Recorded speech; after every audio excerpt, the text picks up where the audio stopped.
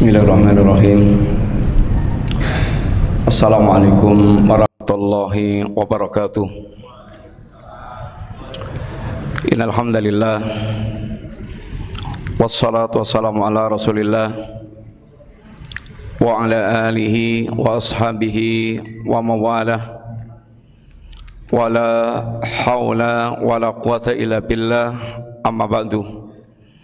Alhamdulillah, para bapak, para ibu, jamaah sekalian rahimani wa rahimakumullah.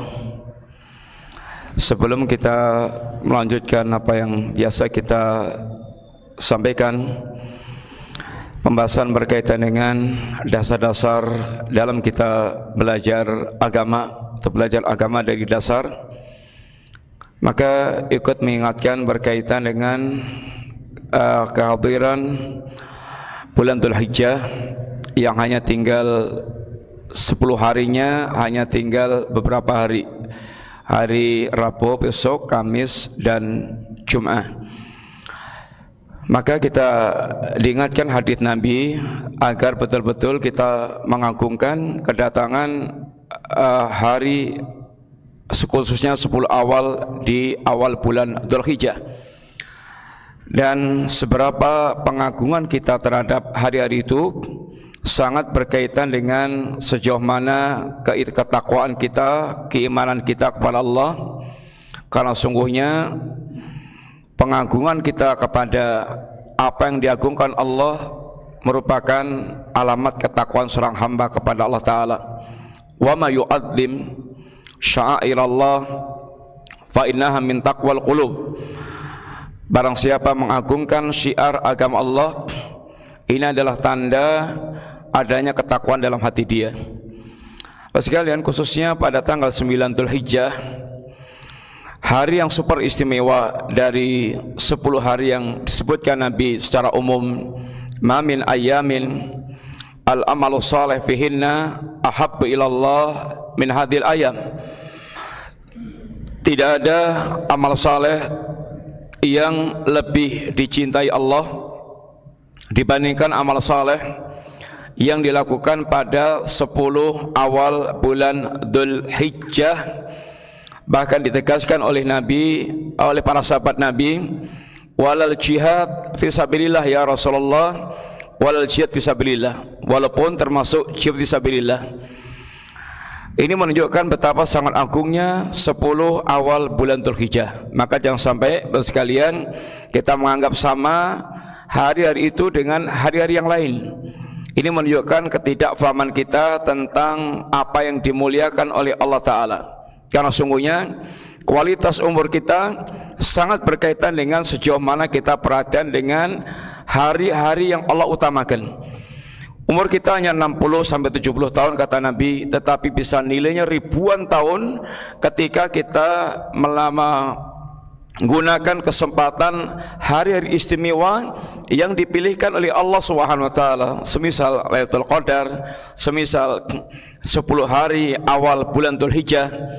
Apalagi tanggal 9, maka hendaknya super lebih diperhatikan lagi, Yaumul Arafah, hari terbaik semenjak terbitnya matahari, hari yang Allah paling banyak membebaskan manusia dari neraka, hari yang ini sebaik-baik doa yang dipanjatkan kepada Allah adalah Yaumul Arafah, khairu doa'u Yaumil Arafah. Sebaik-baik doa yang dipanjatkan di hari yang Arafah, hari yang Allah membanggakan orang sedang wukuf di Arafah di hadapan para malaikat Allah Ta'ala. Sehingga hari yang juga Allah turunkan ayat tentang kesempurnaan ajaran Islam. Oleh karena itulah sekalian, hendaknya kita paling tidak punya perhatian dengan mengagungkan, memuliakan hari-hari yang dimuliakan oleh Allah Ta'ala. Dan mudah-mudahan kita diberikan taufik untuk betul-betul perhatian dengan hari tersebut, dengan memadatkan, memakmurkan, memperbanyak amal-amal saleh yang kita lakukan. Khususnya puncaknya tanggal 10, yaitu udhiyah, yang kita belum niat korban dan Allah berikan keluasan harta, hendaknya segera jadi berkorban.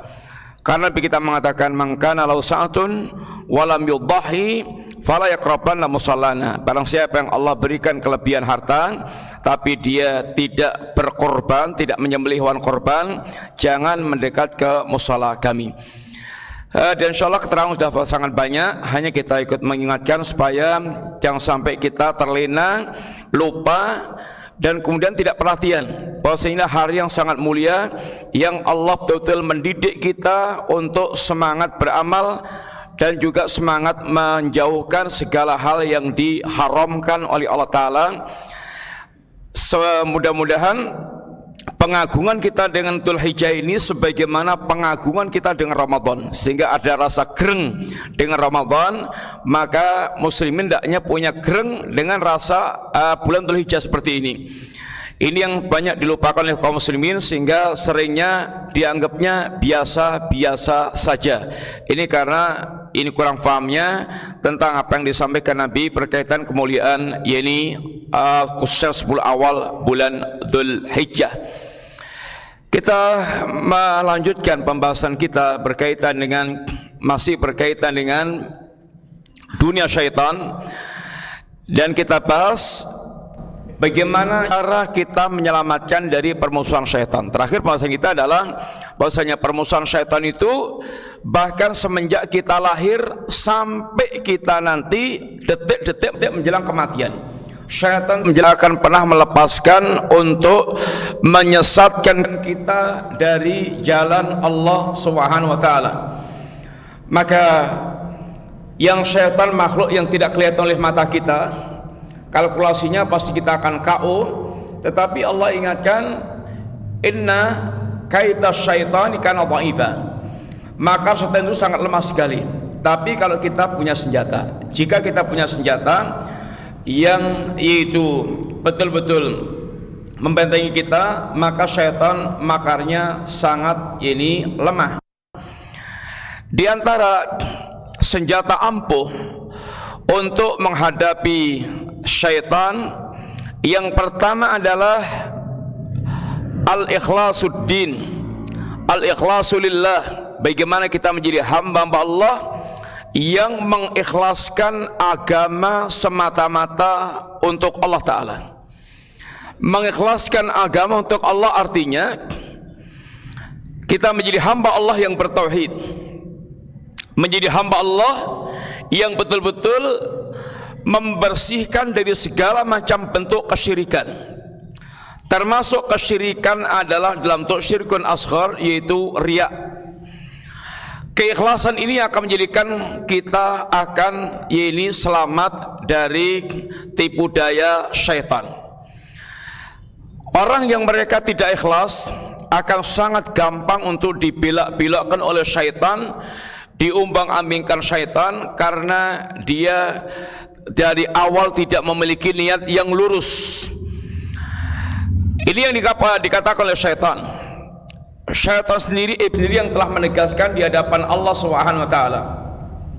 Qala rabbi bima akhwaytani la uzayyinanna lahum fil ardi wa la ukhwiyannahum ajma'in. Taka minhumul mukhlas. Mengatakan, karena engkau telah melakukan makhluk yang sesat, la zayyinanna lahum ardi, anak akan menghias-hiasi macam keburukan-keburukan. Telah kita sampaikan insyaallah bagaimana syaitan di antara cara menyesatkan manusia dengan cara tasyin, yaitu menghias-hiasi segala perkara yang buruk. Bagaimana menampakkan syirik itu dengan tampilan-tampilan yang indah, dengan bahasa wasilah, dengan bahasa memuliakan wali, mengagungkan wali. Itu ungkapan-ungkapan supaya syirik itu nampak indah, nampak bagus, nampak mentereng. Yang kalau mencintai wali, mengagungkan wali, itu ya tentu kita wajib Karena kita tidak boleh menghinakan wali-wali Allah Ta'ala. Tapi apa yang mereka lakukan sesungguhnya adalah kesyirikan, yaitu mengagungkan wali dalam bentuk yaitu dia menyekutukan Allah dengan meminta-minta kepada para wali. Bagaimana riba yang haram diungkapkan dengan bunga, dengan faedah. Bagaimana pergaulan bebas, telanjang, menampakkan aurat dikatakan dengan ungkapan bahasa kemajuan, dengan kemajuan hidup yang berkemajuan sehingga modern, trendy dan seterusnya, sehingga perkara-perkara yang buruk itu akan kelihatan indah. Wala ukhwiyannahum ajma'in, dan benar-benar akan aku sesatkan mereka semuanya tanpa kecuali. Sehingga tidak boleh ada orang yang mereka merasa aman dari penyesatan syaitan, walaupun dia ibaratnya alim minal ulama, alim di kalangan para ulama, ulamanya para ulama. Karena Imam Ahmad yang alimnya, gurunya para ulama, beliau pun bagaimana menghadapi godaan syaitan sampai menjelang yaitu detik-detik terakhir kehidupan beliau, bagaimana iblis masih berusaha untuk menyesatkan Imam Ahmad, walau dalam rangka paling tidak untuk mengurangi kebaikan-kebaikannya. Maka hal ini membutuhkan kewaspadaan, dan bekal yang paling utama adalah bagaimana seorang hamba memiliki akidah yang lurus. Kata iblis, target menyesatkan anak Adam itu akan sangat berhasil, illa ibadaka minhumul mukhlasin, kecuali hambamu yang mereka betul-betul ikhlas. Ini yang akan menjadikan iblis sangat kesulitan menyesatkan orang yang mereka itu betul-betul memiliki keikhlasan. Karena orang yang mukhlis, orang yang mereka betul-betul arah hidupnya fokus, tertuju hanya kepada Allah Subhanahu wa taala. Bagaimana hati mereka betul-betul mereka arahkan hanya kepada Allah Ta'ala. Dia berusaha untuk melepaskan semua berkaitan dengan yaitu niatan-niatan yang tidak benar di dalam beramal, sehingga mereka betul-betul ketika menjaga agama Allah sebaik-baiknya, Allah akan jaga dia. Dan orang mereka dijaga Allah, maka syaitan tidak akan pernah bisa untuk menyesatkan orang mereka dijaga oleh Allah Ta'ala. Ikhfadillaha yahfadka, kata Nabi. Jagalah agama Allah, Anda akan dijaga oleh Allah Ta'ala. Menjaga agama Allah artinya perhatian dengan apa yang menjadi perintah Allah, perhatian dengan apa yang menjadi larangan Allah. Lalu dia betul-betul bagaimana menjadikan amaliyahnya itu semata-mata dia tuluskan, dia ikhlaskan, dia murnikan hanya kepada Allah Ta'ala. Orang yang mereka punya perhatian dengan agama ini, punya penjagaan kepada agama dan ketulusan, kemurnian, ketulusan dia dalam beribadah kepada Allah, maka Allah benar-benar akan jaga dari upaya penyesatan syaitan. Contoh dalam sejarah diantaranya adalah Nabiullah Yusuf. Nabiullah Yusuf, bagaimana beliau telah menjadikan hidupnya semata-mata memurnikan ibadahnya, menegakkan agama Allah, bersabar dengan segala musibah yang menimpa beliau. Beliau betul-betul sangat menjaga agama Allah.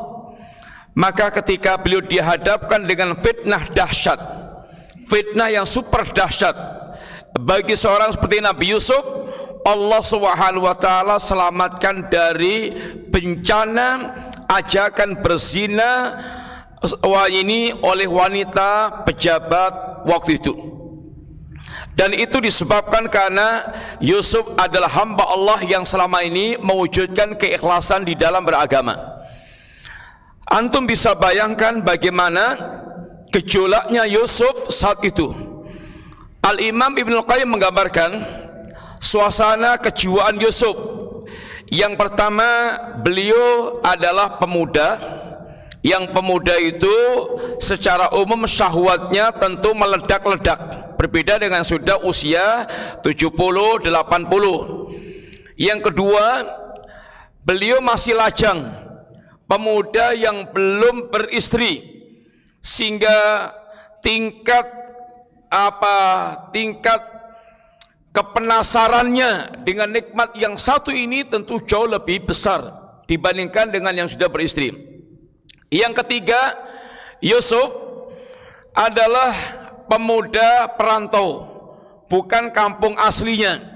Yang biasanya perantau itu lebih berani bermaksiat dibandingkan dengan yang bukan perantau, dibandingkan dengan orang kampung asli. Cuek, nggak ada yang kenal sama dia. Yang keempat, yaitu Yusuf dalam posisi yang diajak, yang ditawari, kemudian suasana sangat mendukung.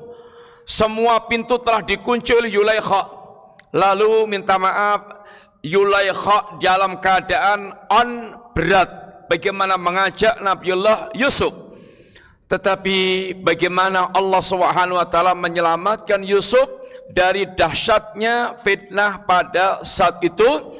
Dan itu semuanya adalah disebabkan karena keikhlasan Nabiullah Yusuf. Walaqad hammat bi, sungguh Yulaikha telah sangat bernafsu kepada Yusuf. Wa hamma biha, Yusuf pun laki-laki normal juga bernafsu kepada, yaitu Yulaikha. Laula arra'a burhana rabbih, seandainya Yusuf tidak melihat yaitu tanda bukti keagungan Allah, maka akan terjerumus dalam memenuhi keinginan syahwatnya. Sedangkan Yusuf bisa berpaling itu dengan pertolongan Allah Subhanahu wa taala. Kadzalika linasrifa anhu su'a wal fakhsya innahu min ibadinal mukhlasin. Demikianlah kami Allah memalingkan Yusuf dari kehendak berzina dan dari terjerumus dalam perzinaan. Sesungguhnya Yusuf min ibadinal mukhlasin, termasuk hamba kami yang ikhlas. Keikhlasan Yusuf membawa atau berdampak diselamatkan dia saat dia berhadapan dengan ini kondisi-kondisi genting yang bisa menggelincirkan dan menghinakan. Ini adalah semata-mata dengan pertolongan Allah, dan itu buah keikhlasan selama ini dalam beragama, dalam beribadah kepada Allah Subhanahu wa taala. Contoh yang kedua, ketika Allah menyelamatkan, yaitu kisah 3 orang yang mereka berada di dalam gua, kejebak di gua. Ada 3 orang, kemudian dia berlindung di gua. Tahu-tahu kemudian pintu guanya ketutup batu gede, membuat mereka nggak bisa keluar.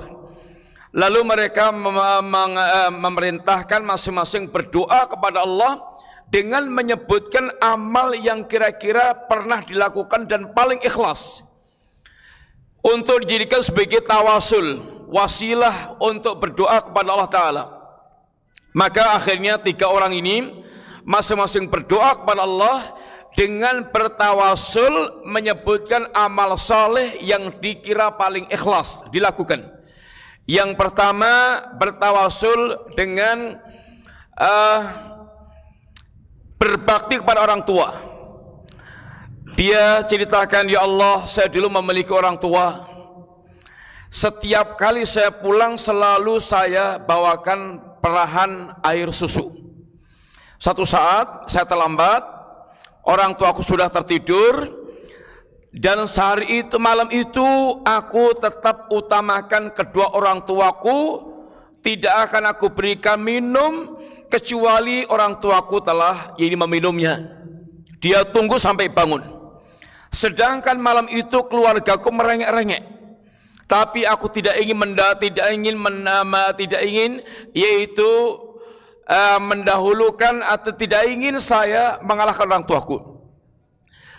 Maka kata pemuda ini, seandainya ya Allah ini aku lakukan semata-mata karenamu, bukakanlah pintu gua itu.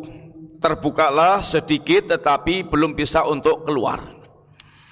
Yang kedua berdoa kepada Allah Ta'ala, ya Allah, saya dulu pernah mengincar seorang wanita.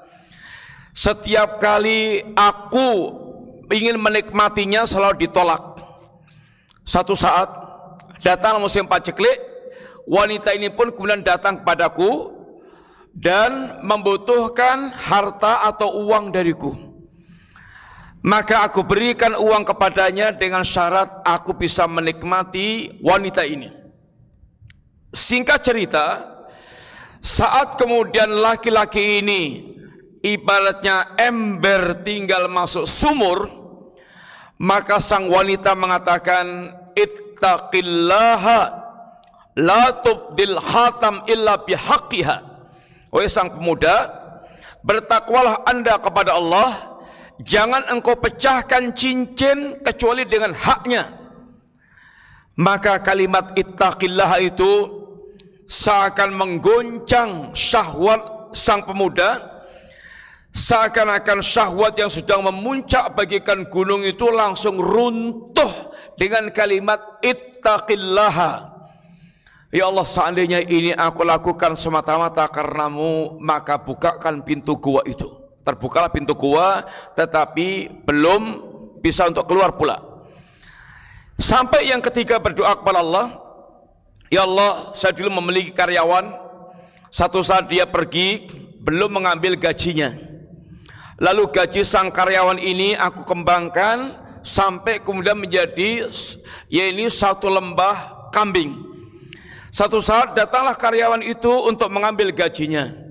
Maka saya tunjukkan gaji kamu adalah itu. Kata dia, Tuan, engkau jangan mengejek kami. Betul, gaji Anda sudah saya kembangkan menjadi segitu.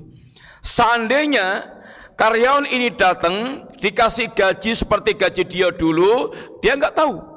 Tapi orang ini sudah mengembangkan modalnya karena Allah, dan Allah pasti melihat niat dia. Maka laki-laki ini pun yaitu tidak akan mendolimi karyawannya. Gaji Anda sudah saya kembangkan jadi segitu. Akhirnya semua kambingnya dibawa pulang tanpa sisa. Maka kata juragan ini, ya Allah, seandainya ini aku lakukan semata-mata karenamu, maka bukakan pintu gua itu. Sampai kemudian terbuka, mereka ketiganya bisa keluar dari gua tersebut. Ini diantara bentuk pertolongan Allah Subhanahu wa taala ketika seorang hamba mereka betul-betul mewujudkan keikhlasan di dalam beramal, mewujudkan kemurnian dalam beragama, mengikhlaskan niatnya, mengikhlaskan amalnya, dia memperbaiki hatinya, jangan sampai dia memiliki niat-niat kotor dalam beribadah dan beramal kepada Allah Subhanahu wa taala, maka itu akan bisa berbuah, yaitu diselamatkan oleh Allah di saat-saat dia menghadapi kesulitan, kesengsaraan, dan hal-hal yang akan membinasakan agama dia. Yang kedua, di antara yang akan betul-betul menyelamatkan dari syaitan adalah ketika dia serius, betul-betul serius, tahqiqul ubudiyah lillah, betul-betul berusaha untuk mewujudkan penghambaan yang sesungguhnya kepada Allah Subhanahu wa taala. Dia betul-betul serius berusaha untuk mewujudkan penghambaan kepada Allah Subhanahu wa taala. Dia tahu dia diciptakan oleh Allah dalam rangka untuk menghamba kepada Allah, beribadah kepada Allah Subhanahu wa taala. Baik itu ibadah yang sifatnya zahir, yang sifatnya batin, yang sifatnya lisan, maka bagaimana dia mewujudkan dengan serius bentuk-bentuk ibadah yang telah diperintahkan oleh Allah Subhanahu wa taala. Maka ini akan bisa membuahkan dia terjaga, dijaga Allah dari para syaitan. Inna ibadi laisa laka alaihim sultanun wa kafa bi rabbika wakila. Kata Allah, sesungguhnya hamba-hambaku, jadi hamba-hamba Allah artinya orang-orang yang mereka betul-betul dalam kehidupannya mewujudkan penghambaan kepada Allah. Dia serius dalam betul-betul berusaha untuk mengabdi, menghamba, beribadah kepada Allah dengan mewujudkan setiap apa yang diperintahkan oleh Allah Ta'ala. Betul-betul mewujudkan ubudiyah. Dia tahu, dia sadar persis hidup untuk beribadah kepada Allah Ta'ala. Semua apa yang dia cari tentang dunia adalah sarana untuk dia mengabdi kepada Allah Ta'ala. Sebagaimana Allah jelaskan, dunia seisinya ini Allah ciptakan untuk kita. Huwallazi khalaqal layla walladzi ja'ala lakumul arda huwallazi ja'ala lakum ma fil ardi jami'an. Dialah Allah yang telah menjadikan bumi seisinya itu untuk kalian. Untuk apa? Untuk kita pakai beribadah, sarana beribadah kepada Allah Subhanahu wa taala. Kalau mau jadi orang hebat tentang dunia, silahkan, nggak apa-apa. Silahkan, dunia di tangan Anda, tapi Anda harus tahu dunia yang di tangan Anda itu untuk apa? Yaitu untuk beribadah kepada Allah Subhanahu wa taala. Sehingga jangan sampai dunianya justru kemudian membuat dia jadi budak-budak dunia, yang seharusnya dunianya menjadi pembantu dia untuk mengantarkan ke kampung akhirat. Maka para sahabat Nabi, mereka telah menaklukkan dunia di tangan mereka dan tidak mengganggu mereka. Dunia menjadi sarana kendaraan yang membuat mereka justru diantarkan ke akhirat. Dunia menjadi kendaraan yang membuat mereka senantiasa yaitu terantarkan ke kampung akhirat mereka. Dunia tidak diperbudak oleh dunianya, tapi dunia jadi sarana yang membantu dia untuk yaitu sukses menempuh ini kampung akhirat. Ini orang yang mereka betul-betul mewujudkan ubudiyah, sehingga mereka orang-orang yang serius dalam kehidupannya mewujudkan penghambaan kepada Allah Subhanahu wa taala. Ayub, bagaimana di tengah-tengah musibah yang ditimpakan Allah, betul-betul dia sadar ini adalah ujian Allah, sehingga mengeluhnya pun hanya kepada Allah Subhanahu wa taala. Yunus karena tauhidnya, karena penghambaannya kepada Allah, ketika ditelan ikan, maka Allah selamatkan pula dengan sebab penghambaan Yunus kepada Allah Subhanahu wa taala. Ini adalah diantara senjata itu untuk menyelamatkan dari syaitan. Yang ketiga, di antara senjata untuk selamat dari syaitan adalah betul-betul iltizam, berpegang teguh bil kitab wa sunnah, dengan kitab dan sunnah secara ilmu maupun secara amalan. Betul-betul dia berpegang teguh dengan kitab dan sunnah. Syaitan dari kalangan manusia dan jin, syaitan minal insi wal jinni, targetnya sama, menyesatkan manusia dari jalan Allah Ta'ala, membelokkan manusia dari siratal mustaqim dengan segala macam cara. Bahkan bagaimana mereka target yang paling utama itu adalah murtad, kufur, itu target yang paling besar. Makar mereka terbesar adalah bagaimana mengkafirkan orang-orang yang mereka berjalan di atas siratal mustaqim.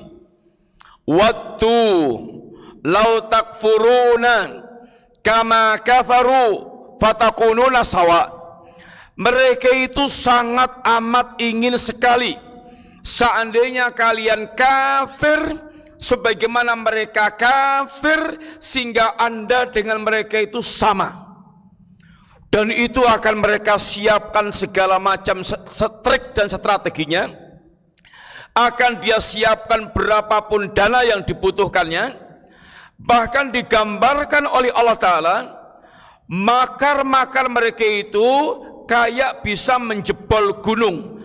Artinya makar-makar yang sangat dahsyat yang akan mereka lakukan untuk membuat manusia itu menjadi murtad atau menjadi kafir. Tetapi hebatnya kayak apapun makar yang mereka lakukan, itu tidak akan pernah bisa berdampak atau tidak akan bisa yaitu menyesatkan mukminin selama mukmin mereka betul-betul berpegang teguh dengan tali agama Allah Subhanahu wa taala. Sebagaimana Allah katakan, kaifa takfuruna wa tutla alaikum ayatullah wa fikum rasuluh. Bagaimana kalian akan bisa mereka kafirkan? Gerakan pemurtatan, harakatul irtidad, gerakan untuk membuat kalian murtad dari agama, itu sangat dahsyat. Sangat dahsyat.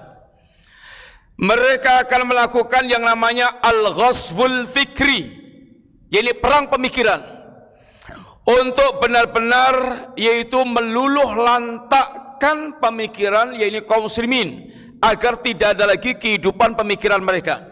Itu akan mereka betul-betul rancang sedemikian rupa untuk betul-betul membuat atau menyeret muslimin sehingga mereka murtad dari agamanya. Tapi kata Allah, bagaimana kalian akan bisa dikafirkan oleh mereka, sedangkan kepada kalian selalu dibacakan ayat-ayat Allah. Wa fikum rasuluh, di tengah-tengah kalian ada Rasulullah sallallahu alaihi wasallam. Wa may ya'tasim billah faqad hudiya ila siratal mustaqim. Barang siapa yang betul-betul berpegang teguh dengan tali agama Allah, maka mereka akan senantiasa tetap terus terbimbing di atas siratal mustaqim. Khotibillah, di zaman kita ini berbagai macam syubhat pemikiran sangat amat dahsyat. Seandainya kita betul-betul tidak berada dalam penjagaan Allah, maka kita akan sangat mudah sekali tergelincir. Dan di antara upaya untuk kita bisa selamat dari berbagai macam makar-makar syaitan adalah kekuatan kita di dalam berpegang teguh dengan kitab dan sunnah secara ilmu maupun amal. Kita sedang berhadapan dengan zaman penyimpangan-penyimpangan sangat banyak. Sebagaimana berita Nabi yang Nabi sampaikan tentang firaqud dhalah, bahwasanya akan bermunculan bermacam penyimpangan-penyimpangan. May ya'is minkum fasayara ikhtilafan katsira fa'alaikum bisunnati wa sunnatil khulafai rasyidin al-mahdiyyin tamassaku biha wa 'addu 'alaiha binawajid wa iyyakum wa muhdatsatil umur fa inna kulla muhdatsatin bid'ah wa kulla bid'atin dhalalah wa kulla dhalalatin finnar. Nabi ingatkan, barang siapa yang masih hidup di antara kalian akan mendapatkan yaitu menyaksikan banyaknya penyimpangan-penyimpangan. Akan mendapatkan banyak penyimpangan-penyimpangan. Lalu apa yang dinasihatkan oleh Nabi di zaman ketika kita melihat banyak penyimpangan? Penyimpangan dalam akidah, penyimpangan dalam ibadah, penyimpangan dalam akhlak, penyimpangan dalam agama secara umum, dalam bentuk syahwat maupun syubhat. Ini semuanya penyimpangan, dan kita membutuhkan untuk bisa selamat dari berbagai macam bentuk penyimpangan itu. Caranya kata Nabi, alaikum bisunnati, tetaplah kalian di atas sunnahku, tetaplah kalian di atas ini sunnah Nabi, wa sunnatil khulafai rasyidin al-mahdiyyin, dan hendaklah kalian tetap di atas sunnahnya para sahabatku yang mendapatkan petunjuk. Maka berpegang teguh dengan sunnah ini, sunnah Nabi dan sunnah para sahabat Nabi yang dikenal dengan istilah manhaj salaf, yaitu beragama dengan betul-betul, yaitu berpegang teguh dengan Al-Quran dan As-Sunnah seperti yang difahami oleh para sahabat Nabi. Maka berpegang teguh dengan ini adalah kunci keselamatan dari berbagai macam pemikiran-pemikiran yang menyimpang. Di tengah hiruk pikuknya banyaknya penyimpangan-penyimpangan, ini adalah jalan selamat yang diwariskan, yang diwasiatkan oleh Rasulullah sallallahu alaihi wasallam. Karena Nabi pula menjelaskan kepada kita saat beliau menjelaskan hakikat siratal mustaqim, hatta lana Rasulullah sallam hatan biyadih, kata Ibnu Mas'ud. Saat itu Nabi membuatkan sebuah garis lurus, Lalu beliau mengatakan hadza sabilullah. Satu garis lurus ini, inilah jalan Allah. Satu dan satu-satunya, tidak ada yang lain. Lalu wa hatta khututan an yamini wa shimali. Lalu beliau membuat garis-garis yang banyak di sebelah kanannya dan sebelah kirinya. Lalu beliau mengatakan hadis subul, ini adalah jalan-jalan. Ini adalah jalan-jalan syaitan. Jalan-jalan selain jalan Allah Ta'ala. Lalu beliau mengatakan wa laisa minha sabilun, atau wa kullu sabilin minha syaitanun yad'u ilaih. Di setiap jalan ini ada syaitan yang selalu menyeru manusia untuk masuk ke jalan setan tersebut. Jadi jalan yang lurus, orang-orang yang mereka berjalan di jalan yang lurus ini akan ditongkrongi setan untuk dibelokkan ke jalan-jalan setan. Itu setan akan seperti itu sampai manusia di ujung kehidupannya, nggak akan dilepaskan setan. Lepas yang ini akan terus juga diikuti setan yang lainnya lagi juga, dihalangi lagi, sehingga tidak pernah kesempatan selama masih hidup setan melepaskan manusia, tidak akan pernah, sampai dia bagaimana bisa dibelokkan oleh setan. Maka kuncinya kata Nabi, selama orang ini betul-betul berpegang teguh dengan sunnah Nabi, sunnah para sahabat Nabi, dia betul-betul bertakwa kepada Allah SWT, maka dia akan terus berada di atas jalan yang lurus, akan selamat sampai yakni akhir. Ini adalah apa yang Nabi ingatkan kepada kita, bagaimana mesti kita betul-betul kencang di dalam berpegang teguh dengan kitab dan sunnah, kemudian menjauhi segala macam bid'ah di dalam agama. Maka itu kunci selamat untuk dia bisa tetap lurus di atas, yakni shiratal mustaqim. Kemudian senjata yang keempat, bagaimana kita yaitu selamat dari syaitan, adalah mukhalafatus syaitan fi kulli ma ya'muru bih. Selalu berusaha untuk nentang setan. Setiap yang diperintahkan setan, bagaimana dia berusaha untuk nentang setan. Ini yang harus dilakukan oleh seorang mukmin ketika dia ingin betul-betul selamat dari penyesatan yang syaitan. Syaitan itu kemampuannya hanya mengajak dan tidak punya kekuasaan untuk menyesatkan. Setan sendiri nanti kalau manusia itu sudah berhasil disesatkan, syaitan akan berlepas diri dan bloko suto bahwa dia itu sungguhnya takut kepada Allah Rabbul Alamin. Kama sali syaitan itqala lil insanik fur. Allah sebutkan surat Al-Hasr, seperti syaitan ketika dia mengatakan kepada manusia, wahai manusia, kufurlah kamu. Kufurlah kamu.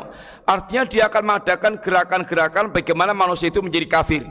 Dengan segala caranya bagaimana menyeret manusia itu menjadi kafir. Falamma kafara, ketika manusia telah kafir, syaitan akan mengatakan, qala inni bari'um minka inni akhafullaha rabbal alamin. Aku berlepas diri dari kalian, saya sesungguhnya takut kepada Allah Rabbul Alamin. Tapi iblis memang tugasnya menipu manusia, bagaimana menyesatkan manusia sampai menjadi orang yang bisa berkawan kekal di dalam jahanam, yaitu targetnya kufur atau yakni syirik. Maka cara selamat dari setan adalah menentang setiap yang diperintahkan setan. Semua yang menyelisih syariat ajaran agama Allah adalah perintah setan. Maka untuk kita bisa menentang perintah-perintah setan, tentunya kita harus paham apa yang menjadi ajaran agama kita. Karena kalau tidak, kita nanti akan keblondrok-blondrok oleh tipuan setan. Setan itu punya namanya talbis. Maka ada talbisul iblis. Al-Imam Ibnu Jauzi beliau menjelaskan dalam kitab beliau sehingga bagaimana termasuk tertipunya orang-orang sufi yang dia sangka itu adalah amalan-amalan takarrub kepada Allah, padahal itu tipuan-tipuan iblis. Sehingga iblis akan banyak melakukan tipuan-tipuan kepada manusia sampai dia sangka itu adalah amal syariat yang mendekatkan diri kepada Allah, padahal itu amal-amal kerusakan. Iblis akan sangat pandai membuat talbis kepada yaitu manusia. Maka ini hanya akan bisa dihadapi dengan ilmu, dia faham tentang ajaran Islam. Jangan sampai dia tertipu hanya dengan ungkapan-ungkapan. Yang terakhir, yang kelima adalah yaitu isti'adah. Bagaimana kita selalu minta perlindungan kepada Allah Subhanahu wa taala. Kalau Allah melindungi kita, maka syaitan tidak akan bisa apa-apa. Maka mesti kita betul-betul berlindung kepada Allah dengan yaitu banyak-banyak berdoa meminta perlindungan kepada Allah dari syaitan. Sehingga kita diajarkan kalimat-kalimat isti'adah, kalimat-kalimat minta perlindungan, totalitas hati kita betul-betul pasrah kepada Allah dan mengharapkan perlindungan Allah, seperti diantaranya kalimat a'udzu billahi minasyaitonir rajim. Ini adalah kalimat yang sangat akrab, sudah kita sering diajarkan, yaitu kalimat minta perlindungan kepada Allah dari penyesatan yaitu syaitan. Ini adalah cara yang diajarkan oleh din Islam kepada kita, sehingga betul-betul Allah dengan begitu kita akan bisa selamat dari upaya penyesatan setan. Setan itu tidak akan membiarkan kita sampai nyawa kita keluar. Maka adalah kita waspada, hati-hati, jangan pernah merasa pede dengan kondisi dirinya, tapi tidaklah terus kita menggantungkan kepada Allah, minta perlindungan kepada Allah agar dijaga oleh Allah Ta'ala. Ada orang yang mereka nampaknya bagus agamanya di awal, tapi ada sesuatu yang menjadi celah setan, sampai akhirnya dia di akhirnya pun yang tadinya punya karya yang dipuji para ulama, bahkan karya yang dianggapnya bisa menjadi tiket ke surga, bagaimana dia betul-betul menghabisi kesyirikan, tapi dia berakhir hidupnya dengan keyakinan yang dikafirkan para ulama. Sangat tragis, dari ibaratnya di puncak kebaikan sampai di lembah keburukan. Ini semuanya pasti dengan sebab-sebab yang mereka yaitu miliki. Dan ini termasuk diantara penyesatan syaitan sampai kemudian manusia tertipu dan bahkan masuk ke lembah-lembah yang paling menghinakan dirinya. Ini dulu sekalian, mudah-mudahan manfaat. Matur nuwun, jazakumullahu khairan. Wa sallallahu ala nabiyyina Muhammadin wa ala alihi wasallam. Subhanakallahumma wa bihamdika asyhadu an la ilaha illa anta astaghfiruka wa atubu ilaik. Assalamualaikum warahmatullahi wabarakatuh.